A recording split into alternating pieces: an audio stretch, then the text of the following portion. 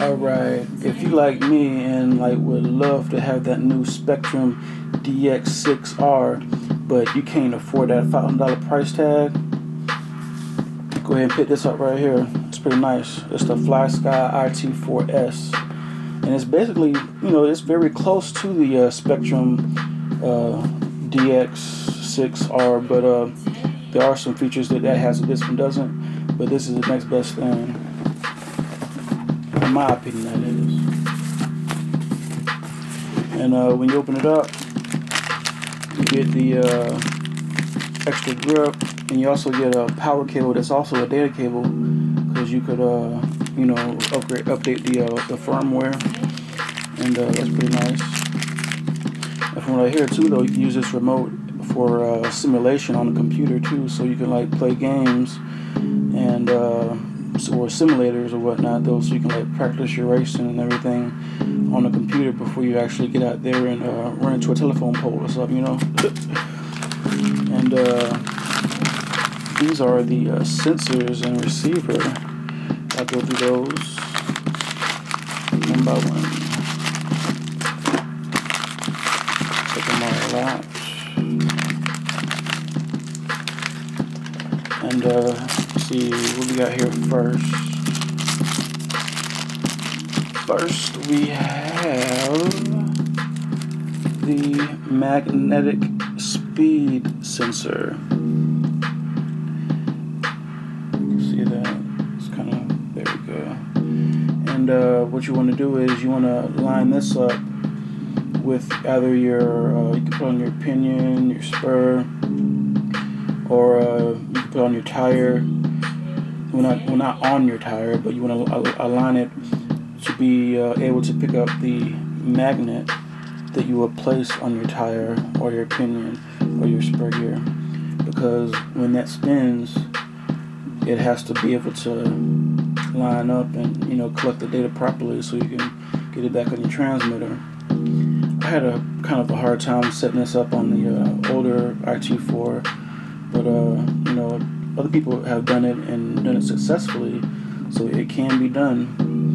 I'm just not that lucky, but it's pretty nice to have those, so you can like see how fast you're going with miles per hour or RPMs while you're cruising down with your RC.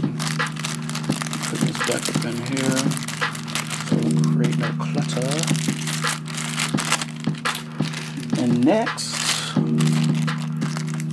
we have, drum roll, the temperature sensor. You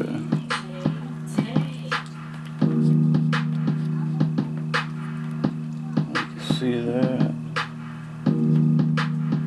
But I didn't even show another one. It also has the connectors here, and I think so you can like I don't want to say daisy chain, but you can like chain them together to go to the receiver part. And I'm guessing with this here, I was looking at it because I know that with the old IT4, this is how you hooked up to the receiver, and this is how you hooked up from sensor to sensor, so you can like chain them together to the receiver.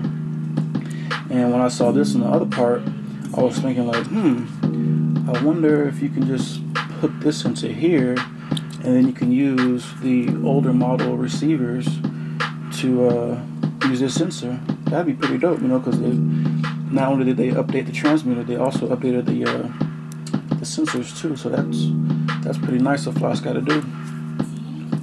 Pretty nice. Let's set this in here.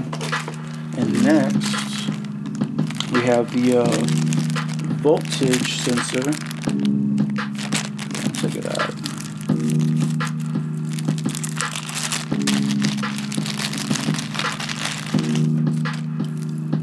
They give you a lot of extra wires, so just in case you want to do that thing. And so let me see here. We have the voltage. Let me get that in there. But what you want to do is you want to hook. You got the red, and then you got the black. Well, actually it's brown, but and you want to hook them up respectively, because inside of here, the way that it's hooked up, the red is the positive and then the brown is the negative, and you don't want to cross these. Because I was reading one of the manuals before with my older one, it says if you hook up to the wrong polarity, then you will seriously mess up your sensor, and you could also mess up your receiver as well. So you know, keep in mind you have to be very attentive to when you're hooking up your negatives and your positives. And that's the voltage sensor. And then, where is it at? This is like pretty awesome right here. I think like this is like one of the things I loved about upgrading to the IT4s, is because they updated their speed sensor to be optical.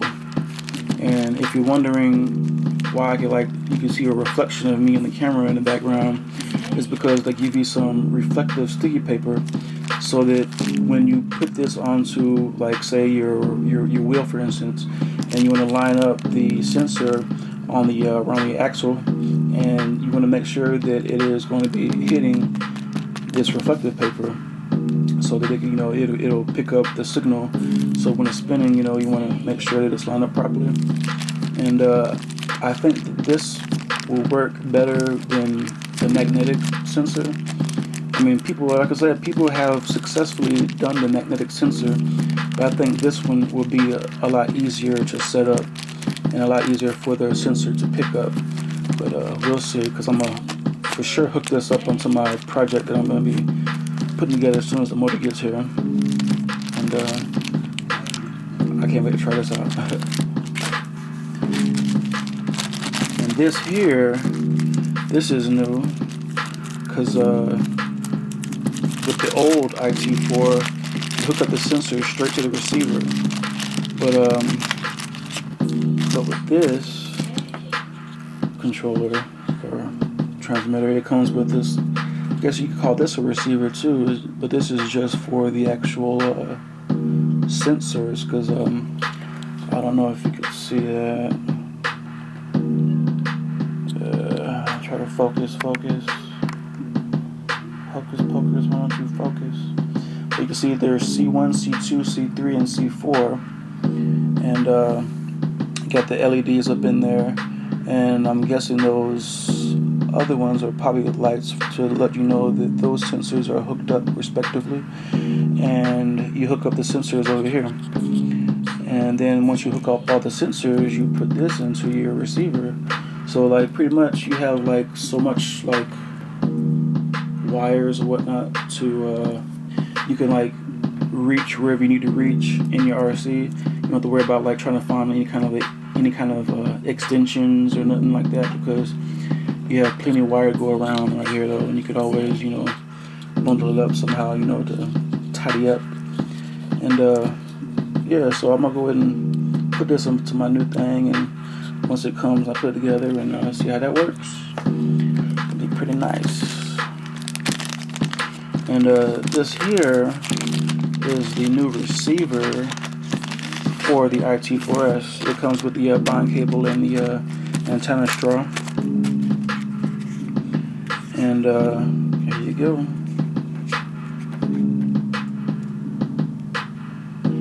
And to try to compare it to the old, this is the old, this is the new. And the sensors in the old used to plug up right here into these white plugs right here. Then you got your, you know, your steering and your motor, and then whatever else. You got 4 channels. And over here you still have 4 channels, but then you actually hook up the sensor to these up here, these 3 pins. So you know, something new, something to figure out. Pretty nice. And the old sensor, the old receiver, they had the what was it called, AF-HDS2, which is actually, what's it called, automatic frequency hopping digital system 2. But with the new receiver, the new transmitter, we have the automatic frequency hopping digital system 2A, which is a whole nother technology that they added on to the receivers to try to guarantee that you will have some kind of anti-jamming signal, so you could, you could be running in a field full of RCs, and you don't have to worry about losing signal and getting all this interference or whatnot. But reading the manual, you still want to make sure that you have no obstructions blocking you from your RC, because things like power lines, strong power lines, and obstacles to get in your way, they could block your signal, and you want to make sure that you're that you're pretty much free to roam and connect.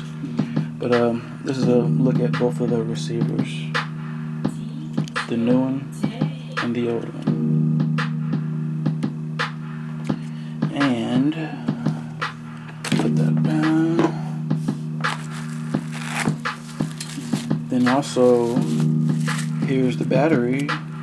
It is the FSB1 1700, which is pretty cool because the IC4, the older version, it had the 1200 milliamp battery, and this one comes with a 1700 milliamp. So you got more playtime. That's pretty nice. And to make it even nicer, FlySky also had the other batteries, the older batteries. They are also compatible with the new one too. So if you have a old FlySky like I do, and you done bought extra batteries and everything, you could use your old batteries. So you could charge them all up, and you don't have to worry about, oh, my transmitter doesn't have no more batteries, what am I gonna do? Well, just pop it out, put another one in, you're good to go. And you also get the disc. It has the manual on it. You could also look on Google and try to find the manual. I think hobbyparts.com, and I think there's another website too that has the manual. And there you go. You always want to read that before you get started. And now to the actual transmitter. And when I first picked it up, I could feel and notice that it was a tad bit heavier than the older version, but this is not a heavy transmitter at all, so don't get me wrong, but it's just a tad bit heavier than the previous model, and it still feels nice. You could also tilt and with the steering and everything, and you have a trigger here, trigger here, a trigger there, a trigger there. You got two right there. You got another one right above it, and you have a button right here and a button right there. And yeah, that's pretty nice. You can see the trigger there.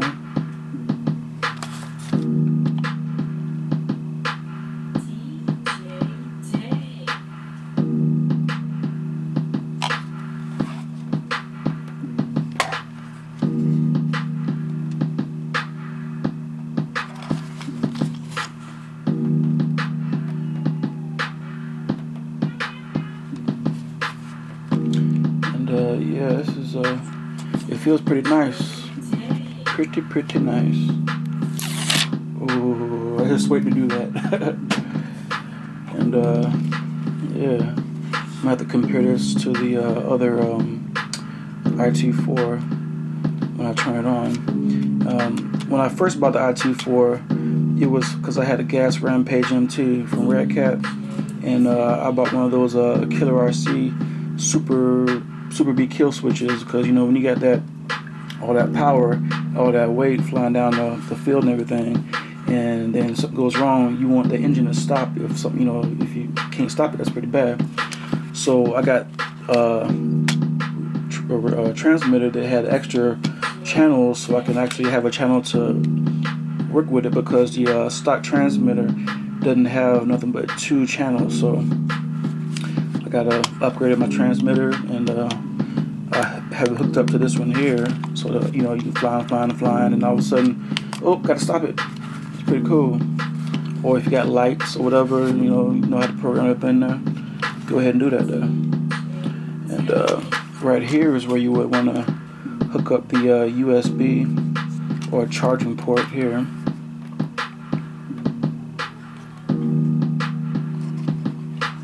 And go ahead and pop this baby in and get a side-by-side comparison with the older model.